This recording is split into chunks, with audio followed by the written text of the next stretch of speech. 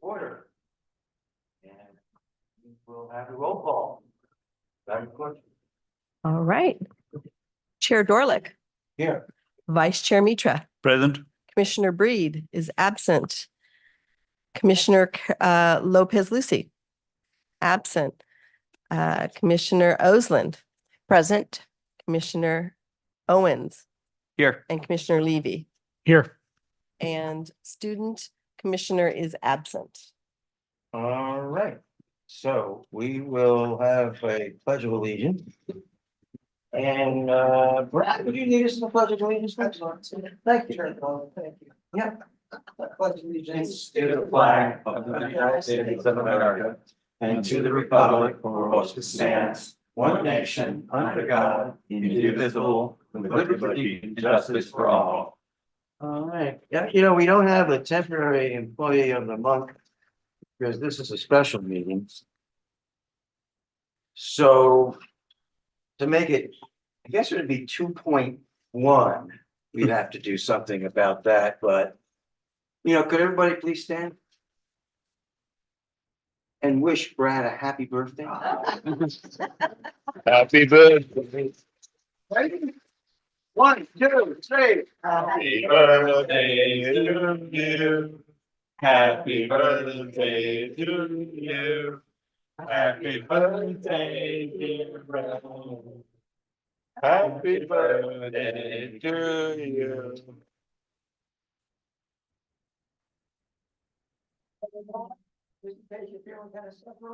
Yeah, you still have to stay to the end. I know. That's when I signed up. Where else would I rather be? Thank you. All right, back to commission business. All right, get those smiles off your face. 3.1, we're gonna have an update on the draft 5-year capital improvement program from 2024 to 2029. We will recommend that this be approved. And it's being presented by Chuck. Chair Dorley, Commissioners. My name is John Bell, Public Services Division Manager, and I'll be providing the update on the draft 5-year 2024-2029 capital improvement program and focusing on parks, facilities, and aquatics. I do want to emphasize this is the draft, we're still working through the budget, so there are some modifications that are taking place. So I'll review the presentation. We're going to start with the background of the capital improvement program and budget. Go over the 2 main funding sources. We'll go over the proposed new capital projects that we're introducing this year. The draft 2024-25 capital budget, and then the next steps of the review and approval process. So our capital improvement program is just a multi-year planning instrument, identifies the needs of the capital projects, and it identifies priorities and method of financing. A capital project is a long-term investment project, large sums of money, financing to acquire, design, plan, and develop. So these projects are the ones identified in the program. And the capital budget is the first year of the CIP. So it's a one-time cost for projects that may last several years. So we're identifying what we're doing this upcoming year, but some of these projects are multi-year projects. The 2 main funding sources, we have the Infrastructure Maintenance Fund and the Park Development Fund.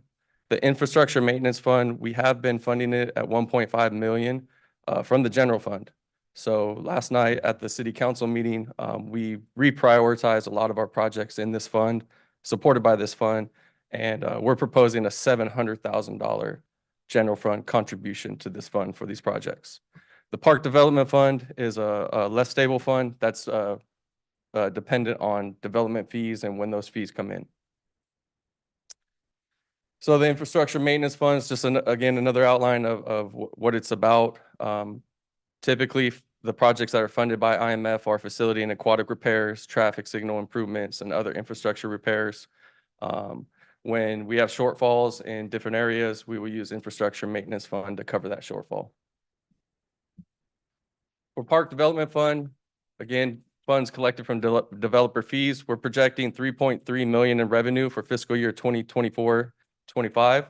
Over the next 5 years, that revenue is projected to be 7.5 million. But again, it's dependent on when these fees come in. So That's not a sure number that will come in. So the fun stuff, the projects, the new capital projects that we introduced for fiscal year 24-25.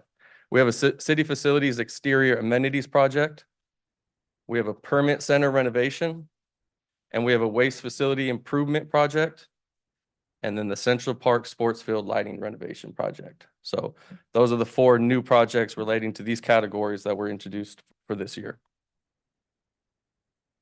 The city facilities exterior amenities project, this is going to focus more on our security gates, doors, any amenities outside the building. We have the interior amenities project, CIP, so this just covers everything outside of our facilities. The fund is the infrastructure maintenance fund. These projects are prioritized off deferred maintenance plans that facilities prioritizes over useful lifespans. So the estimated total cost of this of $258,400. We're proposing $10,000 for this fiscal year. That would be for emergency repairs. If something happens to some of the security gate, we would have money to repair that. But the rest of the money, $230,000, is projected beyond 5 years. We have the permit center renovation due to needing larger area for staff. This project was introduced, total cost of $502,000, this has been deferred already to fiscal year 25-26. So that is not, this is general fund contribution, so this will not be funded for this year. The waste facility improvements, this will renovate existing trash enclosures and modify some of our waste facilities. The next slide, I'll talk about a specific one.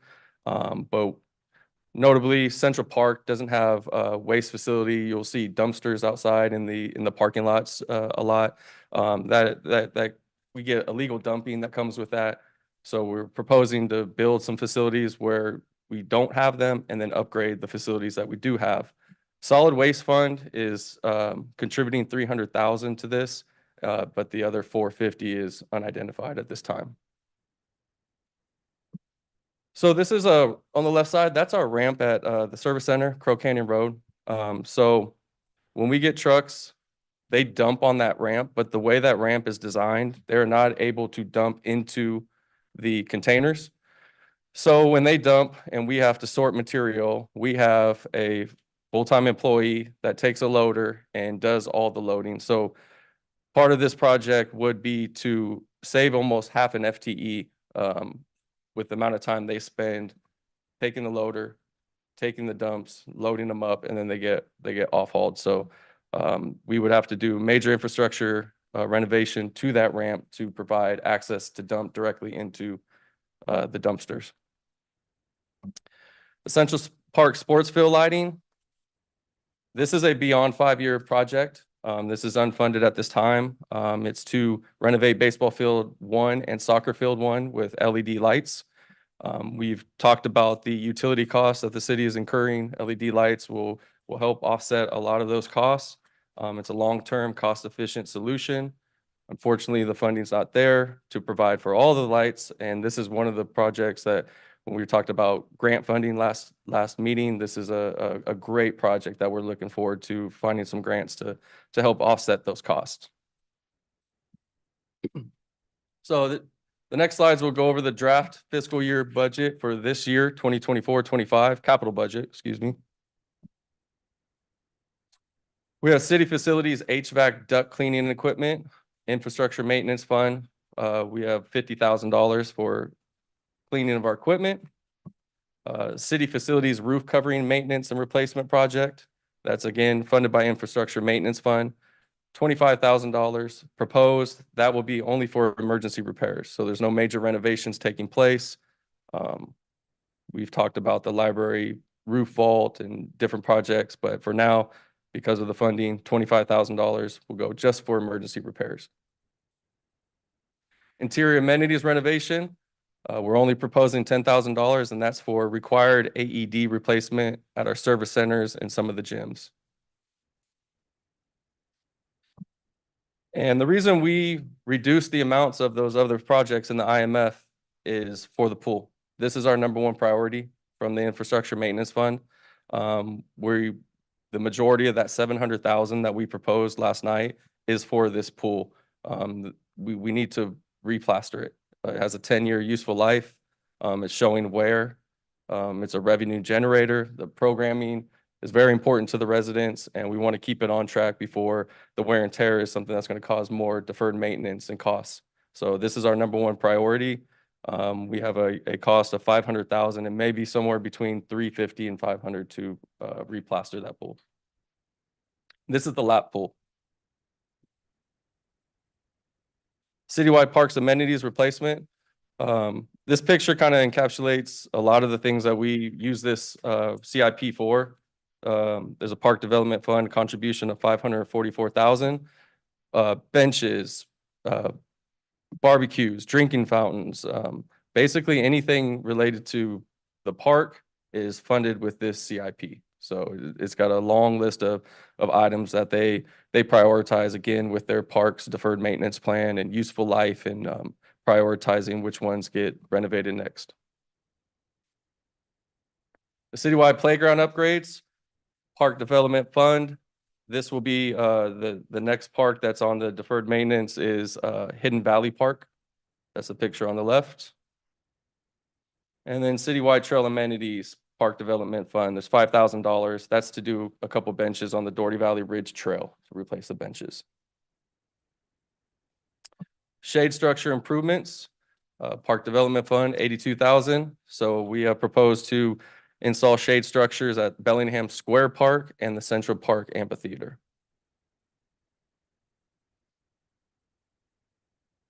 We have Crow Canyon Gardens facilities improvements. That's still in the phased approach. We've had discussions on how we're going to attempt to tackle phase one. We should be seeing some movement on that property this year. We did do a one-time cleanup to try to get it at least safe and looking as proper as we could. But that didn't address, the structure and what's going to happen with the master plan of the park. We have irrigation booster pump installations. So this is a shared cost with the school district. So it's 40,000, and we have Coyote Creek Elementary School on the deferred maintenance list. And then Richard Fahey Village Green, we're going to renovate the restroom there at a cost of 274,000. The recreation program and facilities equipment replacement. This is funded by the cultural growth and equipment replacement. We have sound system at the Doherty Valley Aquatic Center and SROP speakers to get replaced. And then the public art in the parks, the Eagle Project at Memorial Park. So 50,000. I know Brad's working through the design and some of the structural elements. That's where that cost will go. As you can see in the picture, it's sitting on a concrete structure that needs some engineering modification to support that structure. And then Forest Home Farm structure, city beautification fund, $30,000 to renovate the sheep pasture border fence. So our next steps, there's no action or approval needed at this time. We're going to present the IMF and PDF to the infrastructure committee. That's part of our CIP process. Revisions to these funds and the projects may occur. Again, that's why this is a draft. We'll incorporate any feedback that you have, and we'll provide it to our presentations to the city council. Finance committee will review this in May 6th. Planning commission will review it for general plan conformance May 21st. And then the city council budget workshop and the 5-year CIP will be presented May 28th. And then hopefully June 11th, we adopt everything and move forward. So I know there's some projects that weren't discussed in this presentation, but if you have questions on things that may come up in the future or anything related to this presentation, open to questions. And I have some of my experts in this field to help out with anything you have. I'm sure we have a lot of questions. So why don't we go to public comment first? We do have one resident who's here. Jacob, please. And thank you for coming out to the meeting. Thank you. Thank you for letting me talk. Ladies and gentlemen of the Parks and Community Services Commission, my name is Jaideep Vijaykar. I'm a San Ramon resident for close to 8 years now. I'm on the Open Space Advisory Committee for the last 18 months, being a big proponent for open space and forestry within the city, and I like the amount of greenery we have. I'm here to discuss a vision that has a potential to transform a community, the creation of an urban forest right here in San Ramon. This is based on the Miyawaki method. It's an innovative method that came up in Japan, which is not just about beautifying our environment, but making the city a resilient stronghold against climate change while improving the quality of life for our residents. This method, the Miyawaki method, is a dense forestation method where you grow native forests within the community that are suited for this area. And they are, because they are 30 times denser than a normal forest, they grow 10 times faster. They come to maturity much quicker and create a natural self-maintaining ecosystem. So it require less maintenance after it's built out, right? There are areas within San Ramon which are possibly underutilized without or neglected, which could be revitalized with dense, lush greenery.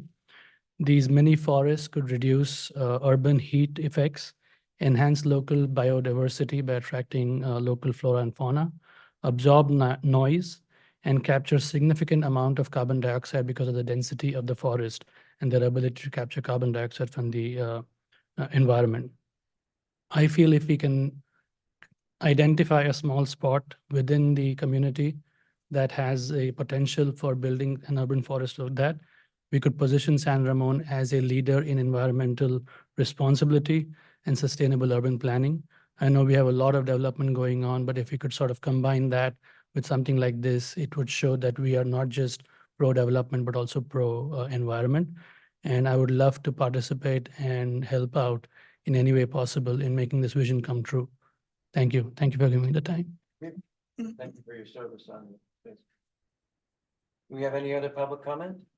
We do not. About the commission, are there any questions? Commissioner Owens, let me start with you. Sorry. Good presentation. Still trying to figure out like the permit center, when I came across that, seemed like something that maybe didn't need to be done urgently. Is that correct that we're just deferring it a year?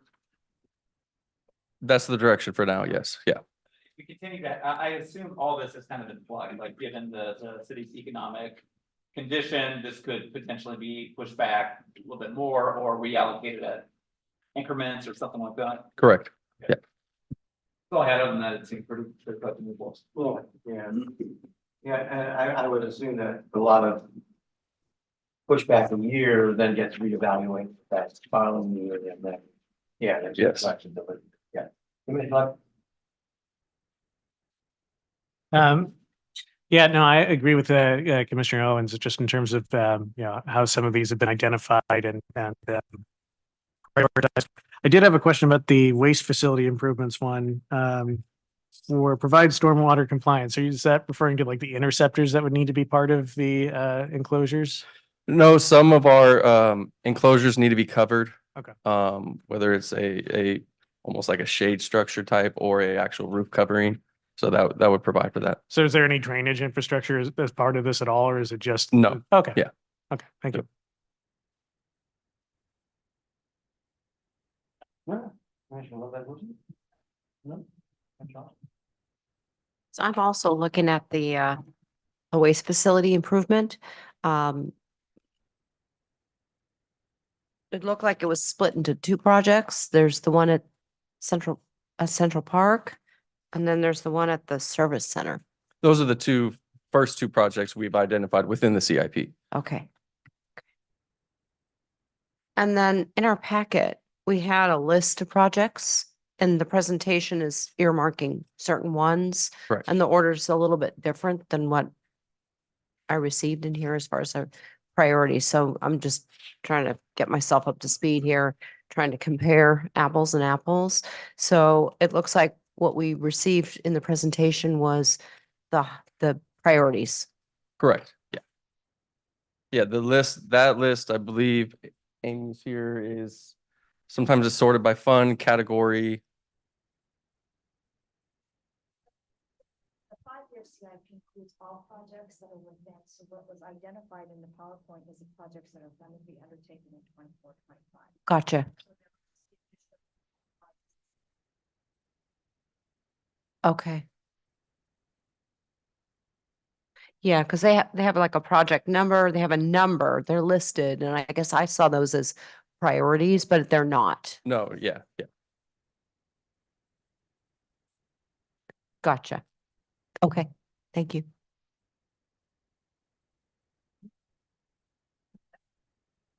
Vice Chair. Thank you, Chair Dorling. So couple of questions. I think there's a very good presentation, a very thought out presentations considering the budgeting situations. About that exterior amenities thingy that you have, so total budget was 258 and that you are asking for 24, 25, only 20 grants, right? Yeah. Right. Is that for only emergency purposes or? Emergency purposes, yes, So we're not 10,000. basically doing anything this year. It's just the emergency purposes for the back pocket. Correct. There's no Needed. planned projects in there. Yeah. Another one thing, it's not a question, it's just a suggestion. I mean, this came to my mind. We talked about field lighting and we're talking about our electricity consumptions and everything. Have we ever thought about solar panels installations and things like that in our facilities to reduce the footprint, carbon footprint, as well as, PG&E bills are going up every year. So, I mean, individually we do that. Are we thinking about the city? Because we have all the city community centers, we have all the centers. Have we ever thought about installing solar panels?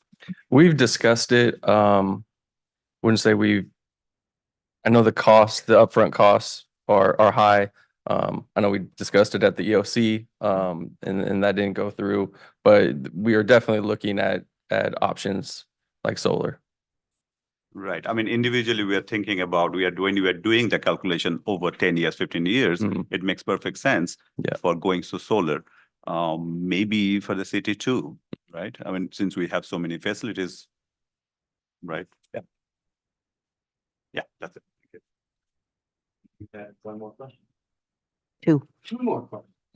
I just wanted to find out, John, how do we determine as far as the citywide park amenities replacement and improvements you mentioned benches, tables, drinking fountains. Kind of what's the threshold? What are we looking for as far as what needs to be improved and how do we identify that?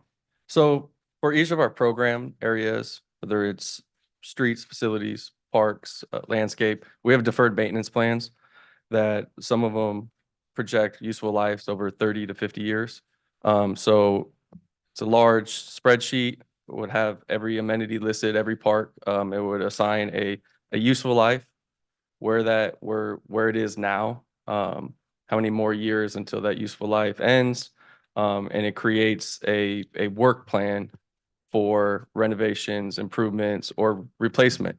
So as we work through the years, we're reassigning priorities to each of the amenities. And that's how or if emergency repairs are needed or unforeseen circumstances and something has to get replaced right away, then we'll move that up to a priority number one. Okay. And then my other question was about the shade structure at Central Park Amphitheater. Guess I'm going to ask Kathy, will we be a part of that? I don't know where that's going to go, what it's going to look like, what we're talking about here. We're talking about over the stage area, shade. So like, where the flags are. Right, That's where okay. it would be. And yeah, you would probably be a part of that as it works its way through a design process. Just like the shade that was on the back terrace, Okay, similar Okay. concepts. okay. All right, that was my last question. Thank you. So on the waste facility, we're getting a callback of about 40K a year from a FTE. Correct. employee. Yeah. Yeah, so I mean, that's. It's very time consuming. We dump green waste, and then you sort it and you gotta load it and Yeah, I pick that up, sell it, myself, so I can actually go through the city's trash. Yeah. So that's almost $200,000 across the 5-year plan. Correct. So that, I mean, that's great. And then, the wood lot, it is, 1.7, but that's from developers funds, right? The majority of that cost. correct. Yeah, park development. Yeah. All right, and then, just a clarification, so, things like the infrastructure maintenance fund, the park development fund, those are all specific funds that when those funds are in effect deposited into that accounting area, they can't be used for other general fund purposes, right? They're specific for the park development fund, for the infrastructure. They're not transportable. Correct. Correct. Okay, Yep. so Yep. Very they're specific. there and they can't be used anyplace else, so that's the only place they can be used. Yeah, specifically park development fund. Infrastructure maintenance fund comes from the general fund. Right, but I So- mean, once it gets into the Yep. maintenance fund, I mean, can it be transferred back over? Or is it locked in there once it's allocated? Sure, it could get sent back to the general fund, but it can't be used for any other purposes while it's in the infrastructure maintenance fund. Okay. Yeah. All right. Anybody else? No, One quick one, okay, quick one. So the aquatic center, you said that it is mandatory, you had to do it this year and it is approved 75, 750, you said, right? Which one was that? The aquatic center, Pool. the pool, Yes. The replaster of the lap pool. replastering. I'm just trying to find that item over here in the list. I see the equipment replacement, which is 500 grand. Do you have it anywhere or?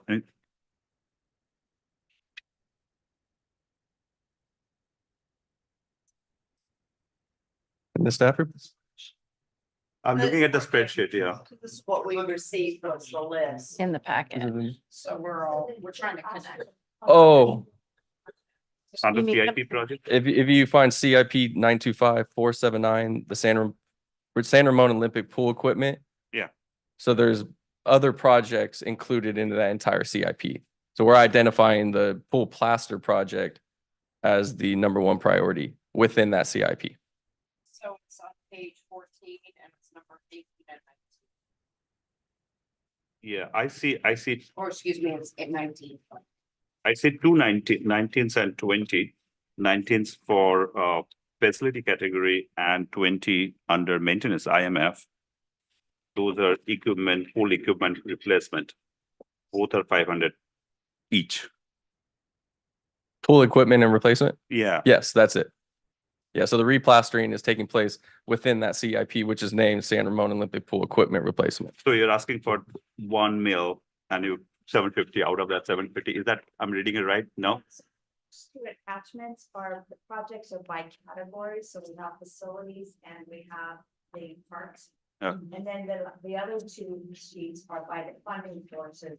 Those projects are shown by the funding sources. Okay. So it's $500,000 in the category of facilities and it's being funded by the infrastructure maintenance. Ah. So all projects are the different categories that we have, and then we show the different funding sources for each of those. I project see. I categories. see. So these are the funding sources. Okay. Correct, so the attachments are, one is by category and then one is by the funding source. Got it. Thank The you. project could be more funded by. Right. Got it. Okay, got it. Thanks. so the pools have a useful life on the about 10 years for the plastering? Yes, 2014 was when it was last done. Okay, and that's because it's a multiple use, it's public use, takes a lot more wear and tear than say a private pool. Yes. Because private pools are about 18 to 20 years, depending upon the usage. Yeah. Okay, all right. And we inspect it and it's starting to show signs of wear and tear, and we don't want it to get any further where unexpected shutdowns or safety concerns. And in general, what's the ratio between maintenance and replacement? I mean, what's the cost benefit between, maintenance and replacement? Of actually making the repairs of the plaster. Yeah. Mike? So we He's our facility Yeah. manager, Mike Dodds. Just in general, I mean, I know maintenance is, prevents a lot of cost when you do the maintenance on a regular basis rather than, wait for it to fall apart totally. Right, a lot of it has to do with the chemicals that are used. So we use a bleach, chlorine and acid to balance the pool. We add calcium hardness and sodium bicarbonate in the pools daily. And that keeps everything in the ranges set by the health department. So that's where a commercial pool can have a different lifespan than a residential pool. Yeah. A commercial pool, we're chlorinated between 3 parts per million and 5 parts per million. A home pool, maybe closer to 1 or 2. Gotcha. Okay, so it's less corrosive action. Yeah, and the equipment, it runs 24 hours a day. So there's different erosion that can happen.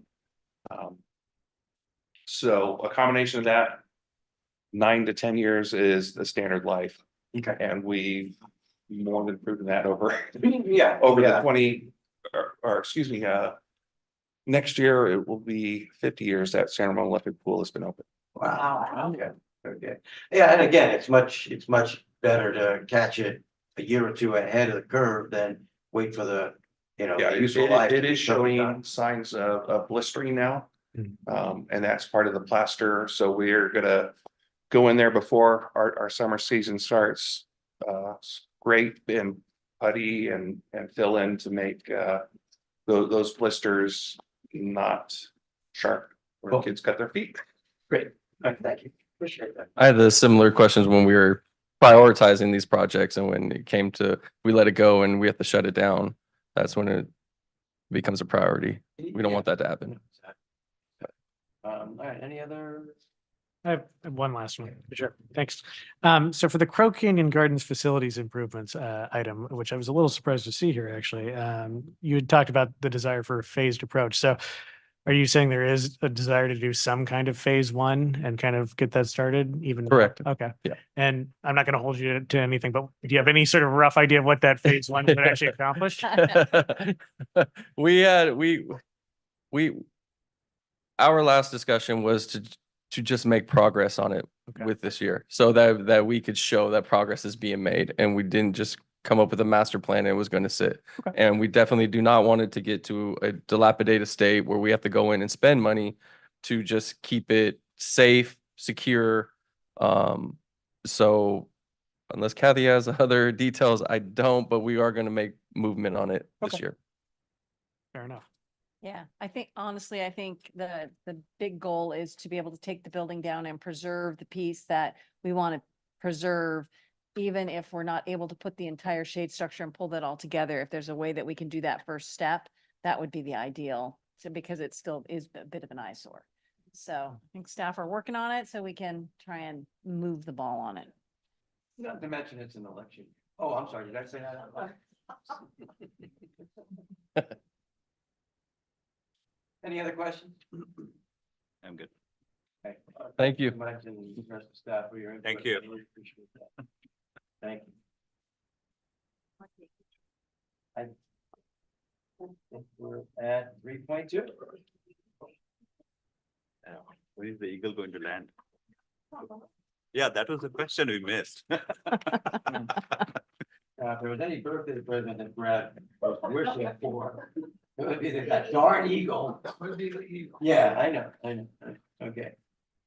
Kathy, I think you're up. I am. I think I need a clicker. Can one of you mind grabbing that for me? Because I am not going to be able to click away. Thank you so much.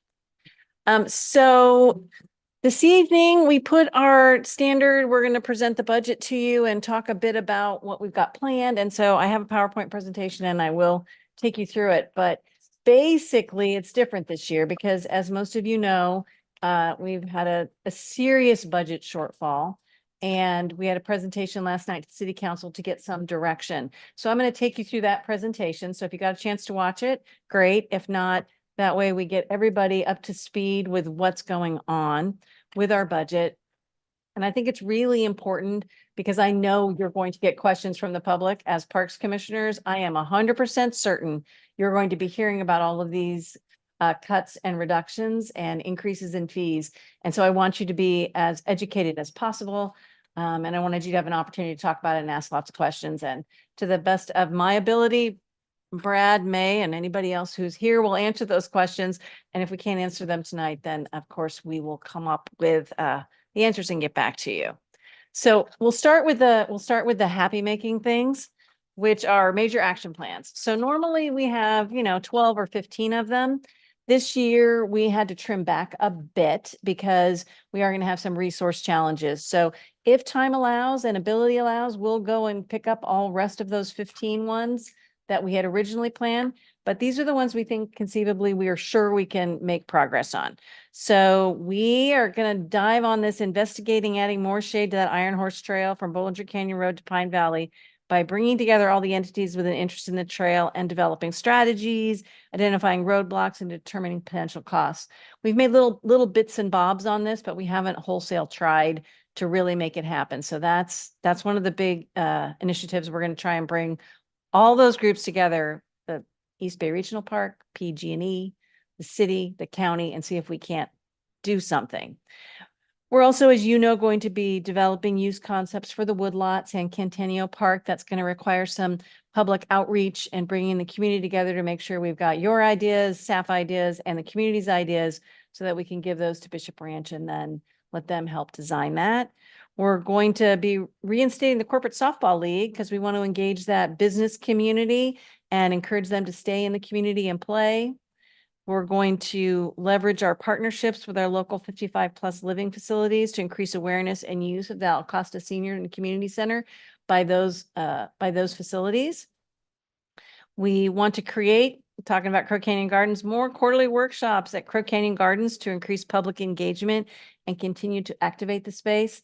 I think you've all had a chance to meet Elise Lightfoot, our nature coordinator now, and she's just great gangbusters and is just in love with planning things about nature and plants and gardening. So we're seeing real enthusiasm and growth in that area. I think so you'll see more of that this year. We're going to reallocate sports programs in our city gyms to maximize usage and hopefully find additional space for badminton, which I know we've been hearing about. So we've got that on our radar. And also to get some more rental space for community groups. And then, of course, the catch-all, and that's where I think we're going to pick up as much as we can this year. But again, it's going to be dependent on staff resources, are continuing to implement the goals and objectives in our master plan as funding allows. So let's start with where we started. So we were asked to prepare as flat of a budget as we could prepare.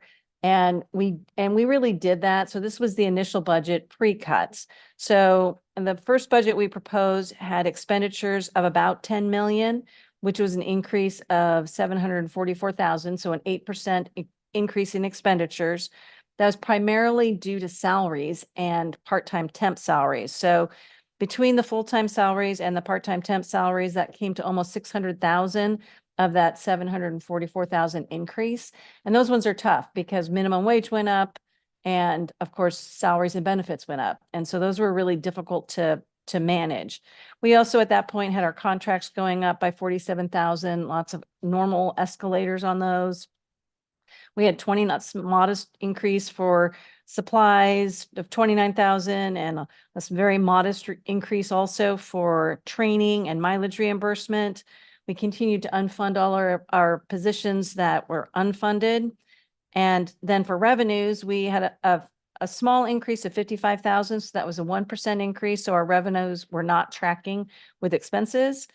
But despite all that, the original budget was bringing us in at almost 53% cost recovery with a general fund subsidy of 4.7 million, which was an increase of 688,000 from last year. So that's where we started. Then the issue with the budget became apparent when all of the departments proposed their budgets. So we were asked to make a 5% and a 10% cut.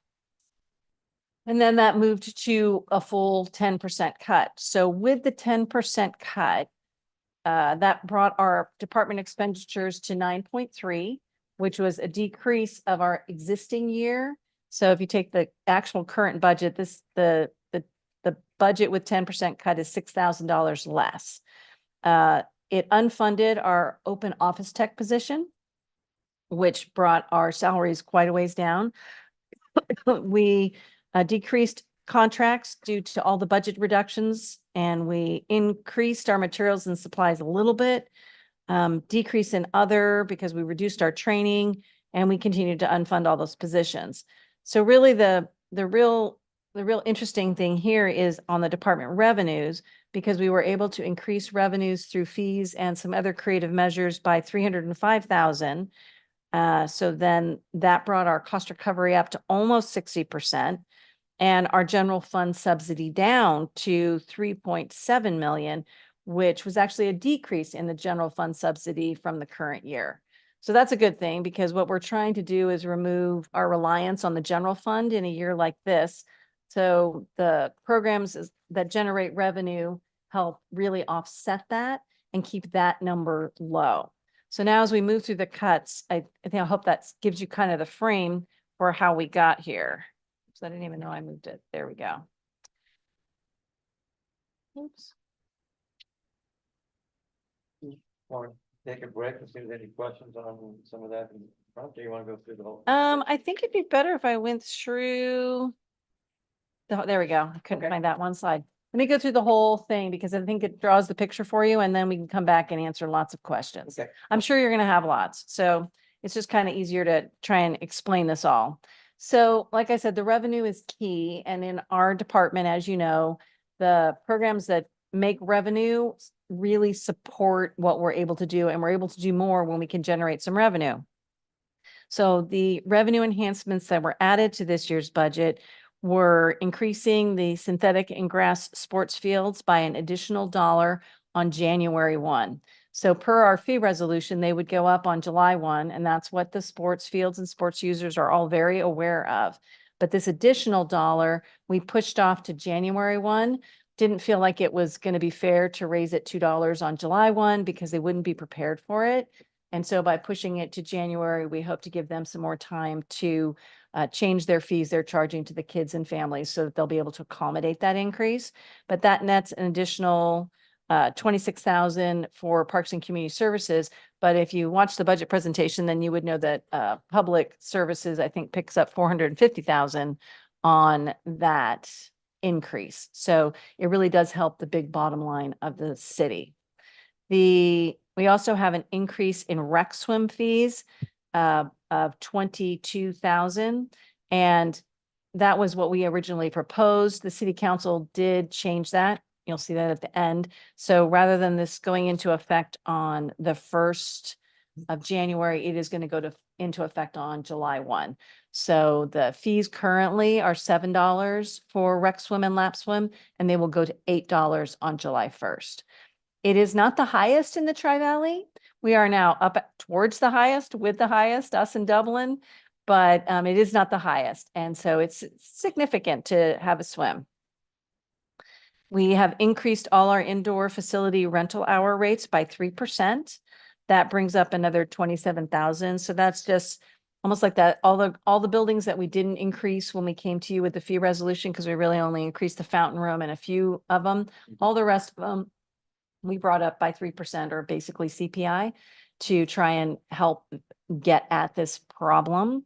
And that brings us 27,000. We introduced a room setup fee for the grande and large rooms. And those rooms, when we have big parties that happen in the grande and the large rooms, it requires an additional building attendant to come in order to set the room. Up till now, we've never charged anybody anymore for the fact that we have to bring in an additional person to set up the room. We just accepted it as the cost of doing business.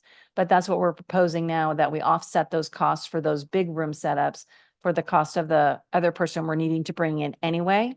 And so that brings in an additional 32,500. This next one, we are adjusting the tennis contractor instructor split. We currently have a tennis instructor, a very strong tennis program, but it's split on a 40-60 split. So the instructor gets 60% of the fees collected and the city retains 40. We're going to try and renegotiate that back to a 50-50. We have many contracts at 50-50 and some at 40-60. And so this is one that if we can move that back, then that will net the city an additional 123,000. This next one is reducing our little dribblers program. So that's the That's the absolutely adorable 4-year-old, 5-year-old little kids in the basketball program. We are not eliminating it because, well, frankly, I don't think any of us wanted to see that happen, but we can reduce it. So we can say, here's the max number of kids that we're going to have in this program, and therefore net extra time so that we can get some more rental hours during basketball season, which is prime time in those gyms, and we can rent and make more money with the time doing that. We're still serving the community. It's just different portions of the community. So that will net us an extra almost 11,000. We're increasing all our group and aquatic picnic rates. That picks up almost 3,000. And then we're identifying 2 new group picnic areas. Those are very popular. So that's actually a benefit to the community, and it's in our master plan that people want the group picnic areas. And if you ever have tried to plan like I don't know, Father's Day, Mother's Day, whatever, knowing that you have the picnic area reserved for your group is better than having to get up there and try and get there at 6 a.m. and stake out the table. So most people prefer that. And so we'll be adding a couple more to our cadre. So all of those dollars together equal that almost 250,000. And that, in addition to our expenditure cuts that totaled 750,000, get us to our million that we were aiming at to get to the 10% part of our budget. So as we talk about what we had to cut to get to $1 million, and I want to say before I really dive into this, this was a daunting exercise for our staff, and it really was very, very difficult for Parks and Community Services, Public Works, every city staff person really struggled with this because people take a lot of pride and put a lot of personal energy into the programs and the things that they do. And to have to come to this level of cuts was painful, very, very painful. So let me take you through what we did. So this started out with 110 individual line item cuts, and I have a giant spreadsheet, but obviously that was too much for everyone to digest. So we've slowly kind of combined them and crunched it down to try and make it more understandable. But when you look at these, they're not just these 3 things. They are a conglomeration of many, many things. So for example, our reductions in marketing, advertising, contracts, and print materials total 66,000. And that's eliminating our holiday street banners and wreaths, that you see around the holidays, not the lit ones that are down Bollinger. We've kept those, but all the rest of the little wreaths that have the candles in them and the banners, as well as reducing our Wind Festival banners. It's reducing our page count in our activities guide. So right now that activity guide is bigger when we get to some of these big seasons where we've got a lot, and it gets smaller in some of the other seasons. Well, now all of them will be smaller. So it's not the end of the world because we'll still have an activities guide, but we're just going to have to be a lot more concise and not have as long of descriptions and drive more people to the website because we just quite simply needed to cut somewhere. So that's one of those types of things we could cut. We cut a lot of our postcards and printed brochures, the presenting series brochure, the public art brochures, many of those things that we've had and we like and we enjoy, but this is just not a year that we can afford them. So we've trimmed those out of the budget. We've cut out a lot of our advertising in the Your Town Monthly. We've had ads in there over time. Most of those are gone, and we're going to push more to social media advertising. So a good chunk of our advertising budget is been reduced.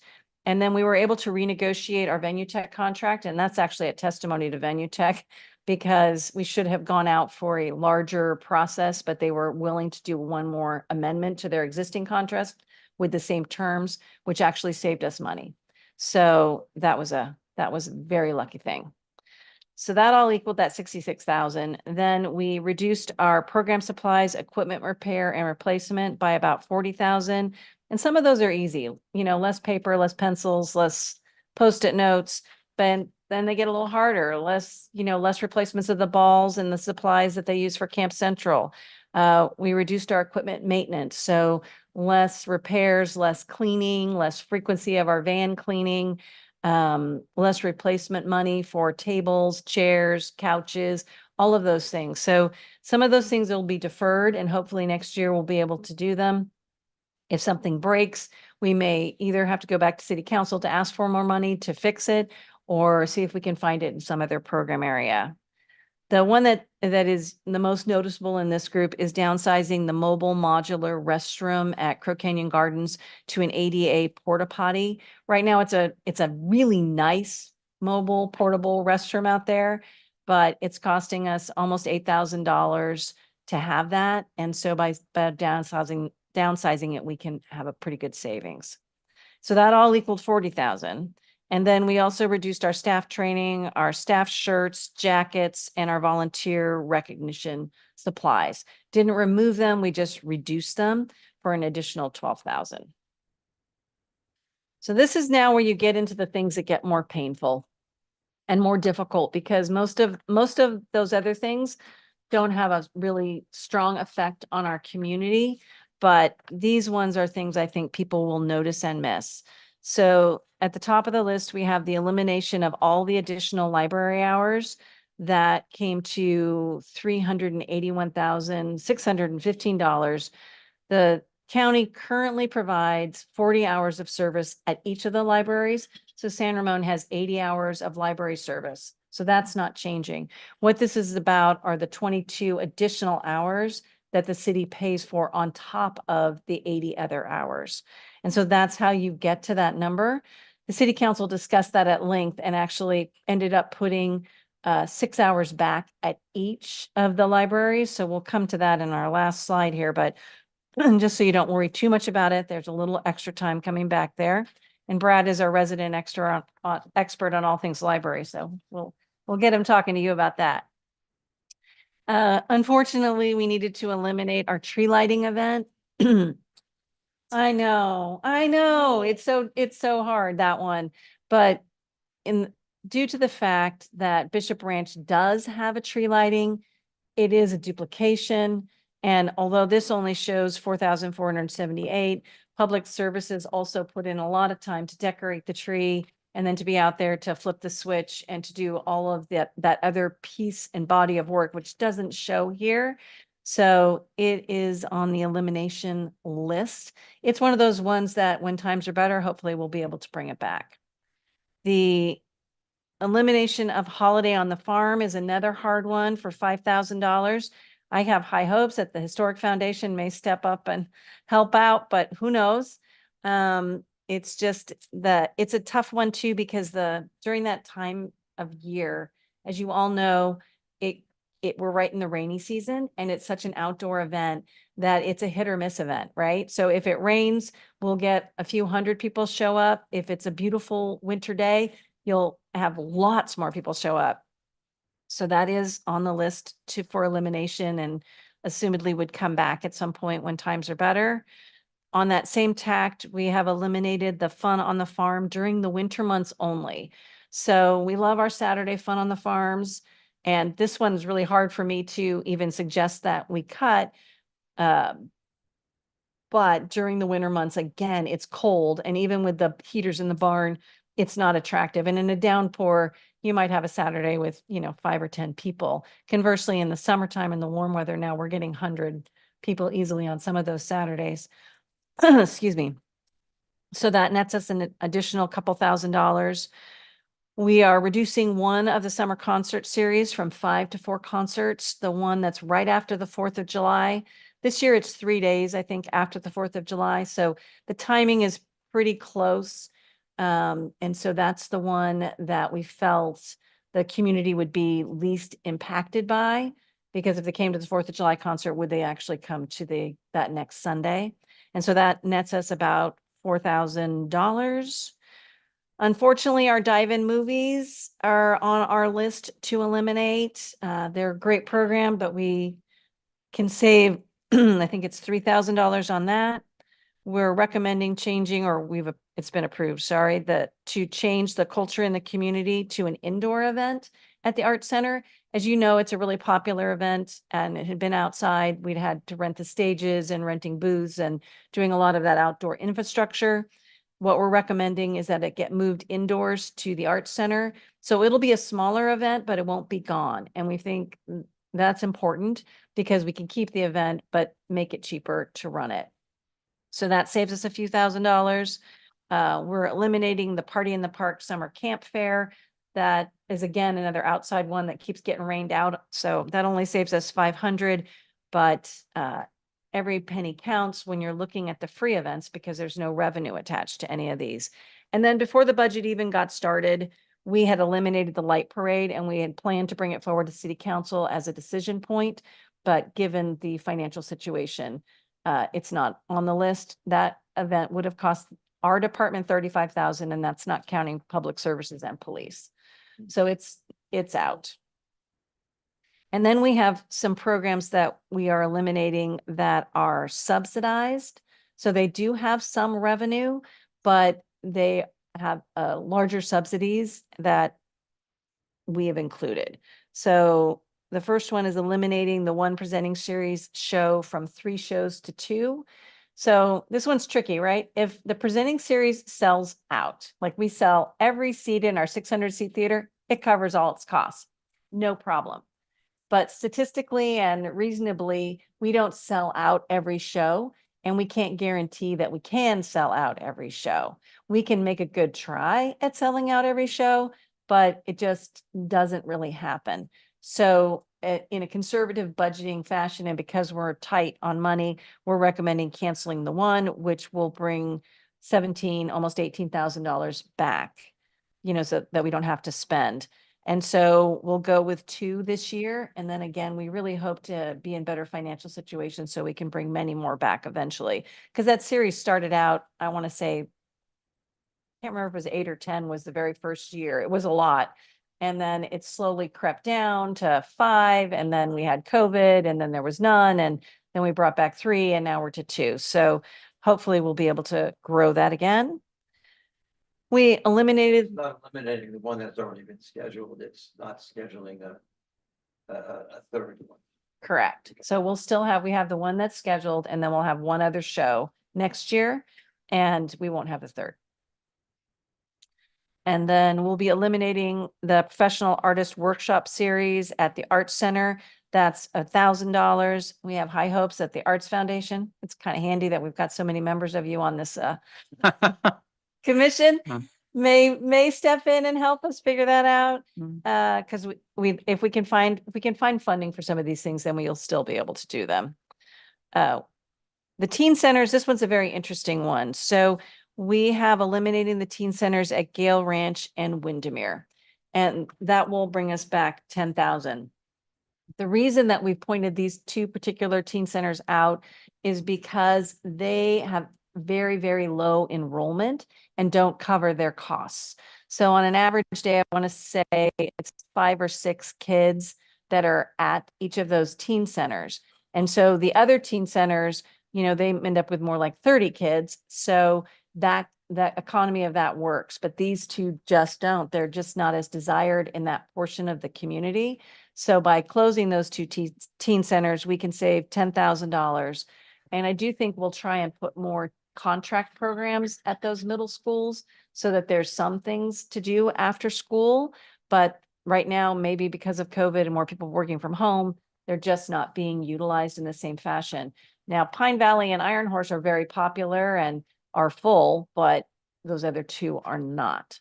And it may also have to do with just where they're located, because the kids can come straight down to the Doherty Station Library and the community center and the college. There's just some things that are really close to those middle schools that they can get to. So that's that. And then we had originally proposed to eliminate 1 day of senior van service again, like we had done last year, because it only affects about 6 or 8 people. But the city council did decide they wanted to put that one back in. But if you put all those together, you come up with that 438,000, which is making a pretty good dent in our 750, but not all of it. So the hardest part probably of all is in staffing. And like I told you in our beginning slide, the biggest part of our budget is spent on people, which makes some sense, right? We're a very people-oriented business. That's what we do. We're forward-facing, community-facing, whether it's our full-time staff or our part-time staff, we're out there with the community, talking, planning programs, implementing.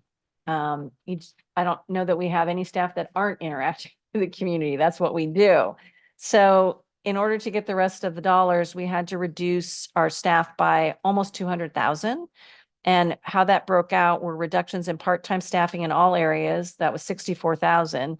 So that's reducing our building attendant staffing at Rancho so that it'll be back to by appointment only. We had scheduled it so that people could drop in there and see it, but now you'll need to make an appointment and it's really just a rental facility. We have reduced staffing at the Art Center. So right now, again, you can drop in and be there, but now what we'll be doing is only staffing it when programs are scheduled. So when we've got something scheduled in the building, then the lobby will be staffed. When there's not something scheduled in the building, we won't just have people there so you can wander in, which is unfortunate, but that is the economic situation we're in. That's one that we'll try and get back as soon as we can. We have some reductions in our front counter staffing in our list, things like closing for lunches and closing for meetings. So that's at all of our counters. And then across the board, we have reductions in all of our temp staff areas, all of our staff reduced. So whether that's youth, sports, teens, arts, aquatic center staff, across the board, we have reductions. So every area reduced their part-time temp staffing. The outcome of that, when we reduce the part-time temp staffing, that means that more will fall to the full-time staff to do. And so this is the best example I can give. If you reduce lifeguards, you can't live without a lifeguard. So then that takes our recreation coordinator, Amanda Tugwell, out of her office where she's doing the work to plan and implement programs and put her on the chair to guard the water.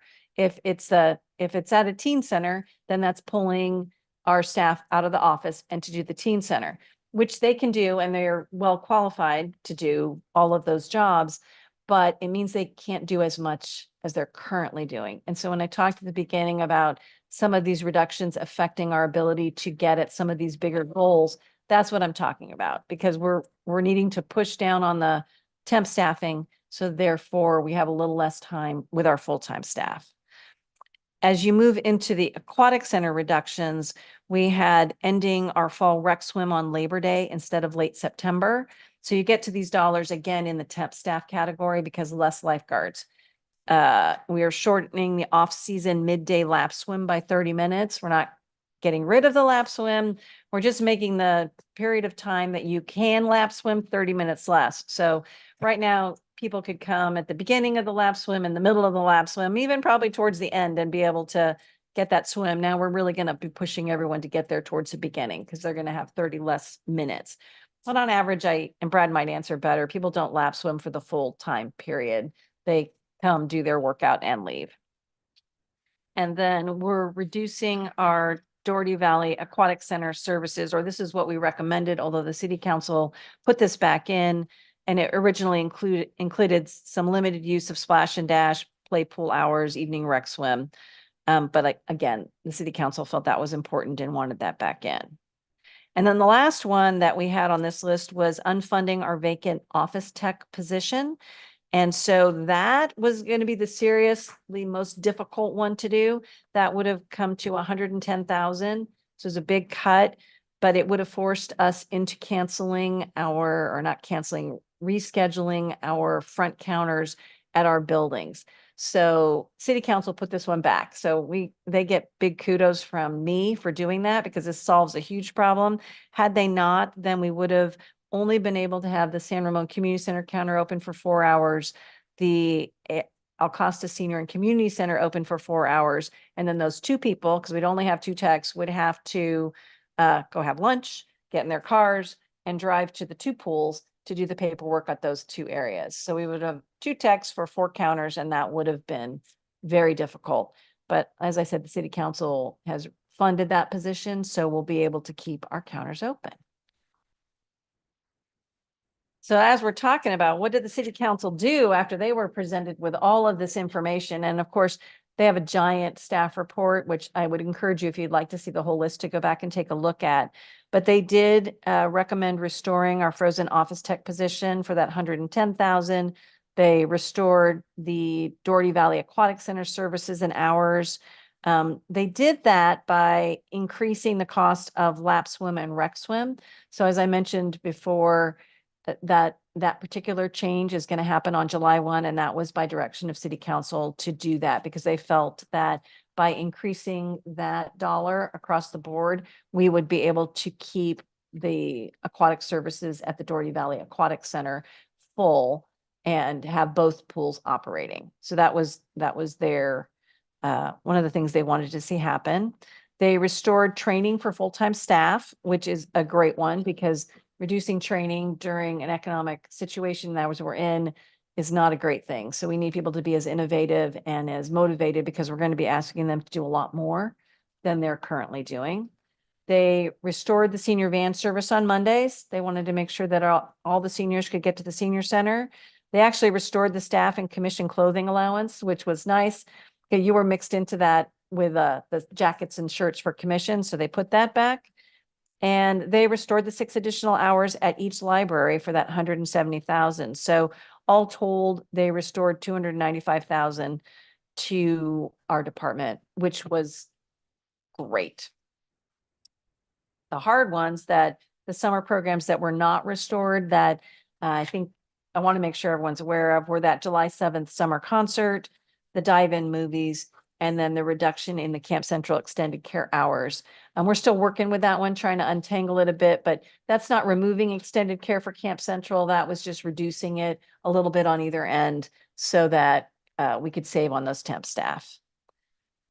So it's a lot, but our next steps would be that the PCS staff are working on messaging because we know that we're going to have to get out to the public to advise them of all of these changes. And so we need to make sure that all of our user groups and community understand what's going on and what they can expect, because we don't want people to be surprised by this. I know that they're probably not going to be popular changes, but we don't want surprises.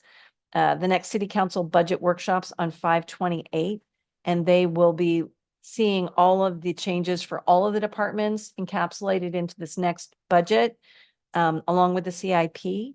And assumedly, if there's any other changes at that point, that they will request it, but I think it's going to be close. And then the proposed budget adoption would be on June 11th, and that would be the end of the process and no more changes after that. And we would move forward on July 1 with the new budget. I think there is always some conversation if the economics start to look better as the year goes on, then there's an opportunity at mid-year oftentimes to bring things forward and say, okay, we tried this, but we need to do this and we found some money or we found some funding. So that is an opportunity that does exist.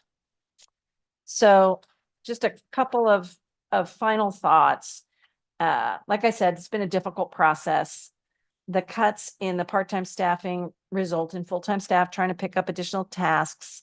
So you will have to anticipate that there will be longer wait times for return calls and emails just because of the mass of things that people are trying to do. We'll have less staff time available for the special projects and the master plan goals, although I know our staff will still try and do the best that we can. We do expect complaints, and as much as none of us want to be the person who has to take the complaint and not solve the problem. We know that we're going to get them. I assume the sports user groups will pay more and potentially have a lower quality field to play on in some areas. The returning theater rental clients are not expecting to get this much of an increase. The aquatics patrons are not expecting their rec and lap swim fees to go up an extra $1. And I think the citizens will have something to say about the reduced library hours, the loss of these events, and some of the programs.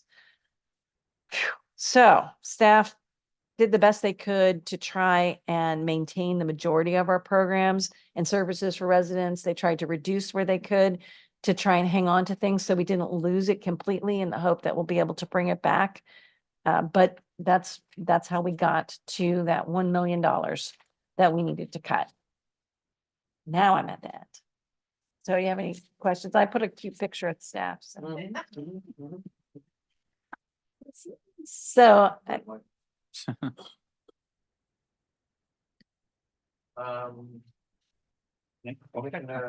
you have any questions? Yes, Comments? yes, yes. Observations?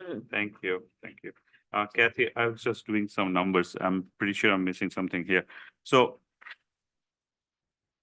the difference between what we proposed initially and the 10% cut is around 770. The one 750,077, right? So that was there. Now, this was the target to meet. A million. A million, but we did it in revenue and expended, and we did it in both. Right. So by reducing expenditures and increasing revenue, we got to that million point. Million on that. But the reduction is 750. That's what we're trying, we achieved, right? That's what we achieved. And then the city council put some back. Right. So right now, and the breakdown that you give in the next page is 438 and 192. That brings us to 631, 583 something, right? I'm just trying to fit in. Is this part of 750 or is it different? Or am I missing Oh, I see I understand what you're asking. So the 750 is everything that you see after that. So wait a minute, let me find my page you're on. So the revenue, here we go. So the 750 is a combination of the 66, 39, 12, 438, and 192. The next page with the staff. Oh, 750, this 430, sorry. Yeah, so this 750 includes everything 438. That includes 66, 39, 12, and blah, blah, blah, and 438 and 192, Yes. right? So that's what I'm sorry, coming back to this. I'm just trying to tally those two numbers. So this is 438, and so that gives us around 631. So what am I missing here? So there's a gap of 120. Kathy, because when you were giving your presentation, I wanted to see how you got to the million. Yeah. So I added the 249,870, which was on the following page. The revenue, right? Yeah. Extra revenue. Well, yeah. yeah, there was, Right. there were more numbers. It was, the revenue. Right. Yeah. Right. So that is what brought you to the The million. million. Yes. But they put back about 300,000. They Yeah. put back about 300, Okay. right? No, it's okay. Okay. I'm sorry if it gets confusing. It is confusing at best because we have money coming in and out in revenue versus expenditures. Can I just get back? I mean, Yeah, no, it's fine. So, May can always help out here, May. so I'm just trying to see that 120 missing, if there's something that's missing there, because I see 750 there. I count this, the cuts, and it is giving me 631. Where is that 120? Is there something that I'm missing here that are not listed here? Or I can talk to later. Yeah, we can find it for you in the massive spreadsheet that has the 110 cuts that details everyone down. We consolidated it once to get it into the staff report for the I'm city pretty sure council, there is somewhere. and then we it's just- consolidated again to get it into these different presentations. okay. So we've added it like 26 times. Do you see where the mistake is, May, or do you see? No, I'm pretty sure there is no mistake. It just. It does? Sure Okay, does. it I'm does. pretty sure there is no matter. So let's check that. Okay, all right. Good. Commissioner Lopez Lucy, you have any questions? I don't have any questions per se. I think Kathy and the staff, it was major jobs to go through all of this and time consuming and everything. So a lot of hard work, but I see that what you had to do, and I know we'll get questions or whatever, or people will be unhappy, but I don't know what else were you going to do if you don't have the money. You're still giving something to our community. Thank you. A lot. Well, they still have a lot, but the cuts will show up. People will feel them, but there are still, we did preserve as much as we could of some of the free stuff, like the Saturdays on the farm during the rest of the year, and some of the nature programs and senior programs we didn't take very much from. So we tried, but you'll hear about it. Sure. Commissioner Owens? Yeah, so this is kind of brutal, but it is what it is, right? So cutting is never fun.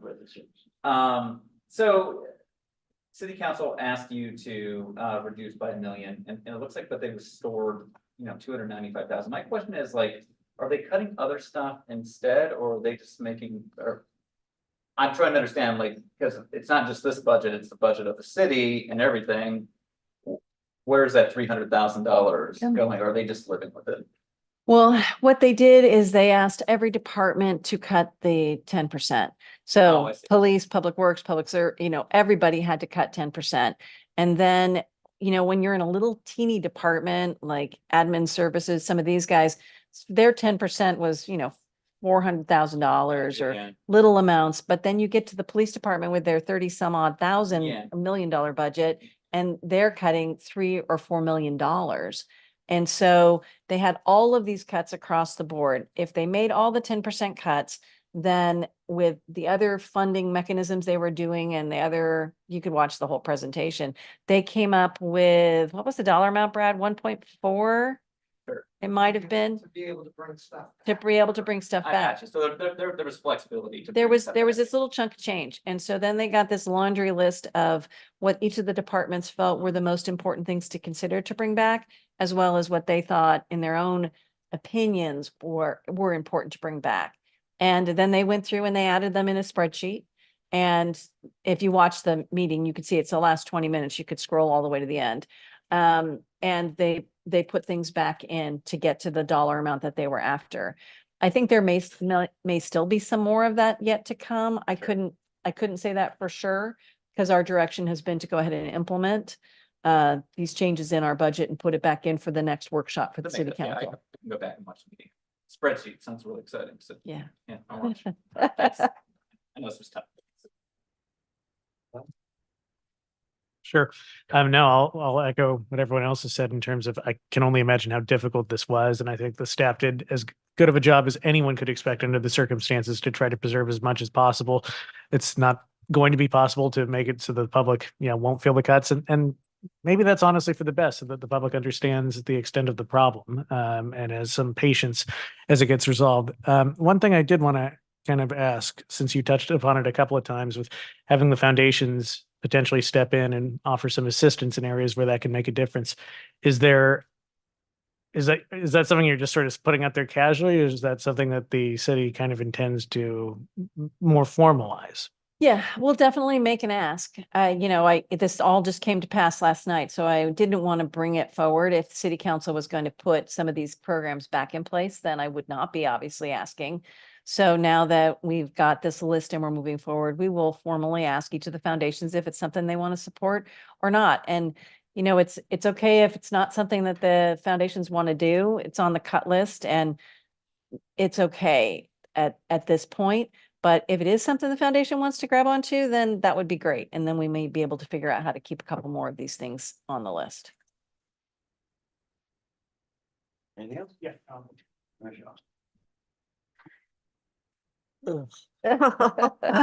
Very painful. I guess I'm curious, where are you looking for opinions or suggestions from us? Or have decisions been made? Decisions are pretty much made. The budget is being put in at this point in time. You can attend the next budget workshops.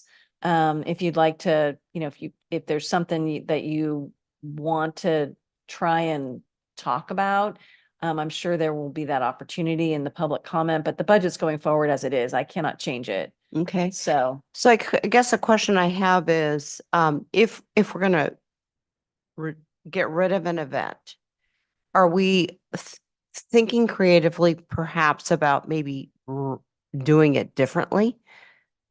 Trimming it down, not making it as robust? I'm looking at the tree lighting event. Yes, Sunset Bishop Branch does something. Ours is very different. Do we need to have all the bells and whistles? It's a question. I don't know. Are we going to light the tree at all? So that's a question that I have. Is that on the chopping block? yeah, we would not be lighting the tree. The ones in the rotunda, I think that's still a question mark of cost and how to do it. But I have more, I think there's much higher likelihood we'll be able to figure those trees out because the nonprofits decorated them. So to your point, we could light them, but we will not be lighting the bigger tree. Okay. So that's harder to have tree lighting. Okay, that's all I have. We could also talk to Discover San Ramon, and they got money. Hmm. We have, you know, on the one hand, May's here and May's been doing a great job getting many more sponsors for lots of things. Mhm. But sponsorship it's good, but it takes a lot of time and energy to get it, and there's no guarantee Right. of succeeding. And so at some point, you can't balance an entire budget usually on sponsorship. You can get a portion of something sponsored, but you can't get it quite all done. So, Well, I mean, yeah, you identify some areas, they're gonna be on the cut list, but then a sponsor, but, and it also doesn't guarantee it year after year, so you're not gonna right, put it in the plan for the next fiscal year without knowing that it's, that you've got it. funded. yeah, you got a plan. Right. So, yeah, it is a one-off kind of event-based Right. area there, but, yeah, I mean, I think it's realistic. I think increasing fees by the minimal amount that we have. I think our residents should be pretty understanding. I mean, they're probably going through some of the same things within, you know, their own budgets. So you know, I can't see with the impact that I'm looking at is minimal. It's not like entire programs are going away. Some events are, but not entire, you know, programs. I think they were intelligently done and, you know, it was a sharp knife, not a dull knife. And it was used surgically, not randomly. Is that a good analogy? Yeah, I liked it. It was good. Yeah, yeah. So painful. Yeah, still bleeds. Just slice. It is still painful, but hopefully we preserved enough that we didn't lose everything. So, Yeah, I mean, the real issue is not the cuts, it's the expectations that we've continued to foster within the community of a level of service and excellence. That's the issue. It's not that, okay, we got a budget issue we need to cut, it's that the expectation of the community is so high because of the great job that, you know, continues to be done. That's, I mean, that's the real issue, not the fact that, you know, we run into a little bit of a budget issue. you're correct. One final. Did you find the money? I'll find it. Okay, so I'm just trying to find the final one. So target was 1 million, right? We had around revenue around 250. So the proposed cut is 750. And then city council put us back close to 300, right? Mhm. So actual cut is around 450. Am I ready to write? I didn't do the math right in my head, May. Right? I mean, it sounds 1 million a big number, but the Yeah. actual hour we cut from as a department, we Mhm. cut 450. And Less than then half. 250 Less than half. revenue, so you're Less than at half. 700. Right? So it doesn't sound that bad. Exactly. Yeah, you're right. You're right in there somewhere. I'm sorry, I didn't do math in my head. Yeah. All right, but final one. Is the restoration thing, is it a city, a Parks Department proposed items or city council said, no, we need For this back? which? The restored 300K items. Oh, the list, that was city council. City council picked them up. Yeah, each department had provided a short list of things that we thought were the most important. And of course, from a department head perspective, it's the full-time staff person, because to lose our front counter operation was going to be more catastrophic than just about anything else. Right. And Sure. so for us, that was at the top of my list, and they picked that there. And then training was also on there, that we didn't want to cut our training to nothing. And the DVAC hours was on that list as well. So they picked some of the things that I had selected, but we didn't have the library hours on there because we had the funding from the county, but they chose that themselves. So they went back onto the list. And the same with the attire. They went back onto the list and found the staff sweatshirts and the Yep. commission jackets and put them back. Well, I was just gonna say, I got enough jackets and t-shirts from all these years. I don't need another jacket and t-shirts. I'll contribute that to the budget. And I guess we're gonna be blowing up the balloons and no helium this year. I don't know, we're just gonna be. Yeah. Is that right? Oh, yeah. No, yeah, we'll save money on helium. Any other questions? No, yeoman job, as always, you know, thank you for taking it in a, professional manner and making the evaluations, with the, community in the forefront. Welcome. All right, any other, questions?